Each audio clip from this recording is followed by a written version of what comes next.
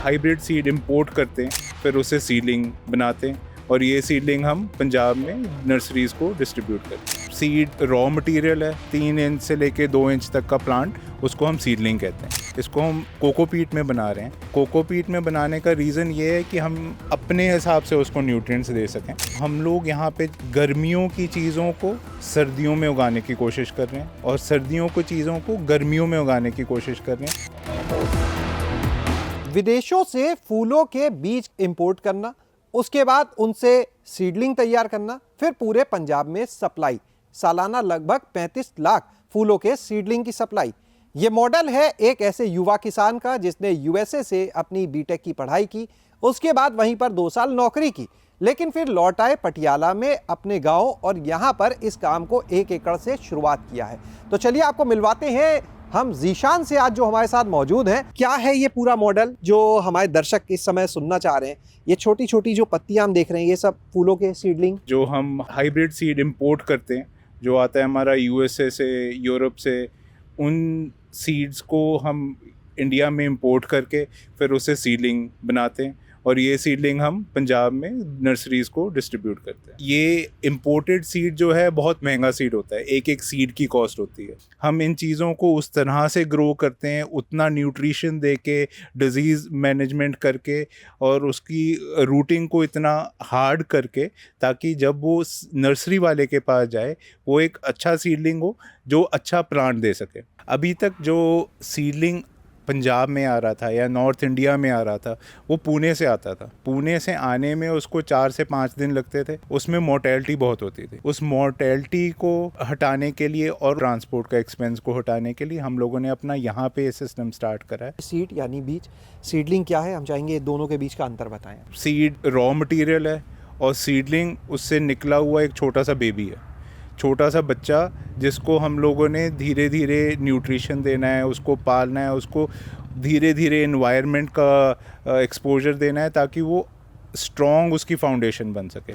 तो वो seedling basically एक छोटा प्लांट जो कि वैरायटी टू वैरायटी डिपेंड करता है, बट 3 इंच से लेके 2 इंच तक का प्लांट, उसको हम सीडलिंग कहते हैं। इसको हम कोकोपीट में बना रहे हैं। कोकोपीट में बनाने का रीज़न ये है कि हम अपने हिसाब से उसको न्यूट्रिएंट्स दे सकें। ये अभी जीशान जी क्या काम चल रहा है यहाँ? यहाँ पे हम लोग सोइंग कर रहे हैं।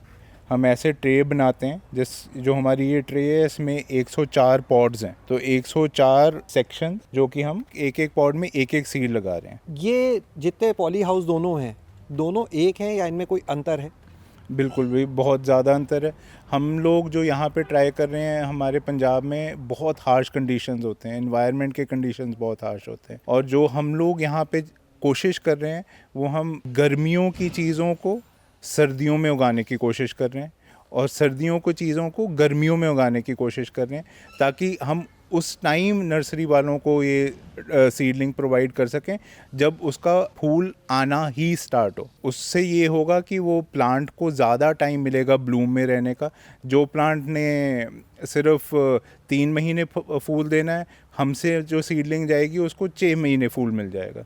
तो हम वो ट्राई कर रहे होते हैं। तो जैसे ये वाला हमारा फैन पैड है, ये हमारा वेदर कंट्रोल्ड है।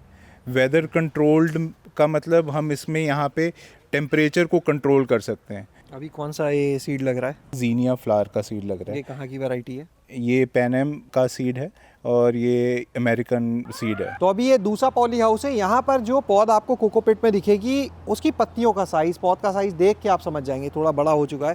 तो इसके बारे में बताइएगा जीशान। उस फैन पैड से 2 हफ्ते रह के अब ये नेचुरली वेंटिलेटेड पॉली हाउस में आ गई है, जहाँ पे ये इसको थोड़ा सा हम वेदर वो वाला देने की कोशिश कर रहे हैं जो कि असल में टेम्परेचर बाहर है, क्योंकि अल्टीमेटली तो हमने इसको बेचना है ना। तो हम धीरे धीरे प्लांट को वो एनवायरनमेंट देने की कोशिश कर रहे हैं जो असल में उसको नर्सरी में जाके मिलने वाला है। इसके बाद हम इसको बाहर लेके जाएंगे नेट हाउस में लेके, यानी उसकी और बड़ी स्टेज हम देख सकते हैं। जी, वहाँ पे हम और ज़्यादा बड़ा स्टेज देख सकते हैं। वो भी दिखाते हैं आपको कि नेट हाउस में जाने के समय ये जो सीडलिंग होता है ये क्या रूप ले लेता है। नेट हाउस वाले क्षेत्र में हम आ चुके हैं, यानी अब ये जो एक बच्चा था, जो छोटा सा पौधा था, बीज था, वो अपनी 2 अलग अलग स्टेज पार करने के बाद खुले वातावरण में आ चुका है। तो ये आप देख सकते हैं पूरा हरा भरा हुआ यहाँ पर अब नज़र आ रहा है आपको। इसके बारे में बताएं आप जीशान जी। ये वही जो हम लोगों ने पीछे देखा था जो सोइंग कर रहे थे जीनिया का सीड, वो जीनिया अब इस स्टेज पे आ चुका है। तो ये अब यहाँ पे बिल्कुल ओपन, जहाँ पे एग्जैक्टली टेम्परेचर जो उसमें जिसमें इसने जाना है वो मिल रहा है इसको, थोड़ी सी शेड मिल रही है बस, उसके अलावा इसको कोई और वो नहीं दे रहे हम। बस जो हम इसको न्यूट्रिशन देना है वो अब काफ़ी ज़्यादा हो गया है क्योंकि ये बड़ा हो गया है, उसको हम ज़्यादा ईसी दे सकते हैं। तो ईसी का मतलब भी आप बताएं, जैसे लिखा हम देख रहे हैं 2.5 ईसी, ये थोड़ा समझाइएगा। जी, बेसिकली हम लोग जो इसको न्यूट्रिशन देना होता है, इलेक्ट्रॉनिक कंडक्ट कहते हैं, जितना आप न्यूट्रिशन ऐड करते रहेंगे वाटर में उतना उसका ईसी बढ़ता चला जाएगा। जीशान जी एक बार हमें दिखाएंगे, जब ट्रे में अब लगभग तैयार है तो कैसा है, इसके रूट्स जो हैं, जड़ें हैं? ये देखिए इसकी सारी रूट्स कितनी थिक हैं, हैवी हैं। इसका जो स्टेम है बिल्कुल सॉलिड स्टेम है। इसको जो इसका पॉड है बिल्कुल रूट्स ने कवर करके रखा हुआ है। तो इस प्लांट का मतलब ये बहुत ही हेल्दी प्लांट है। जब ये किसी पॉट में जाएगा इमीडिएटली इसकी ग्रोथ स्टार्ट हो जाएगी। अभी इसकी ग्रोथ रुक गई है क्योंकि इसके पास एरिया ही नहीं है अब ग्रोथ करने का। ये जो कोकोपीट है ये भी आप लोग खुद तैयार करते हैं? नहीं, कोकोपीट हम लोग प्रोक्योर करते हैं। जब भी हम किसी वेंडर से प्रोक्योर करते हैं उसकी पहले एक थॉरो टेस्टिंग होती है जिसमें हमको 1 महीना लग जाता है टेस्टिंग करने में। उसमें हम ये चीज़ें देखने की कोशिश करते हैं कि उसमें फ़ाइबर कंटेंट ना हो, उसका जो ईसी है बिल्कुल लो से लो ईसी हो, उसमें कोई और केमिकल्स ना पड़े हों पहले से। हम उस तरह की कोकोपीट प्रोक्योर करते हैं।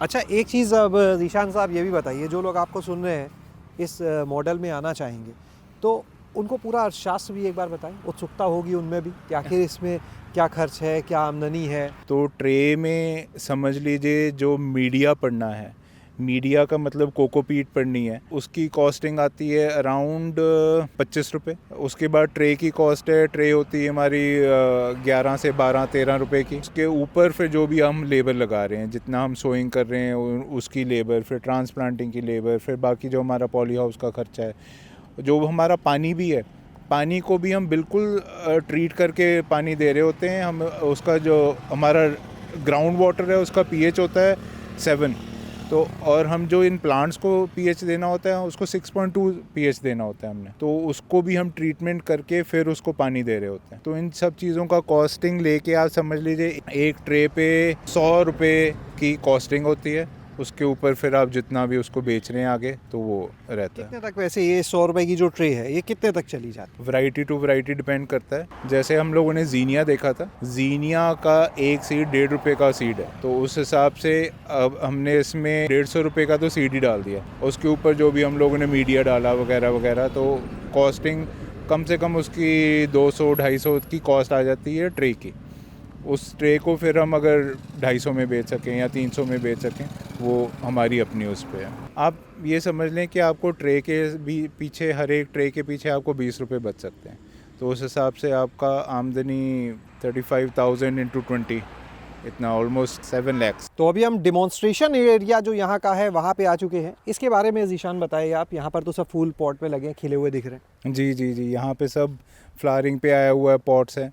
ये हम लोगों ने डेमोन्स्ट्रेशन लगाई हुई है नर्सरी वालों के लिए, होम गार्डनर्स के लिए, कि आके वो यहाँ पे देखें, कैटलॉग से निकल के अपनी असली आंखों से देखें यहाँ पे कि क्या क्या लगा हुआ है, प्लांट कैसा सा होता है, कलर कैसा सा आता है, साइज़ कितना होता है प्लांट का, वो सब कुछ यहाँ पे देख सकते हैं। कोई अपना नंबर शेयर करेंगे आप? जी ज़रूर, मैं अपना नंबर दे रहा हूँ 7087420933।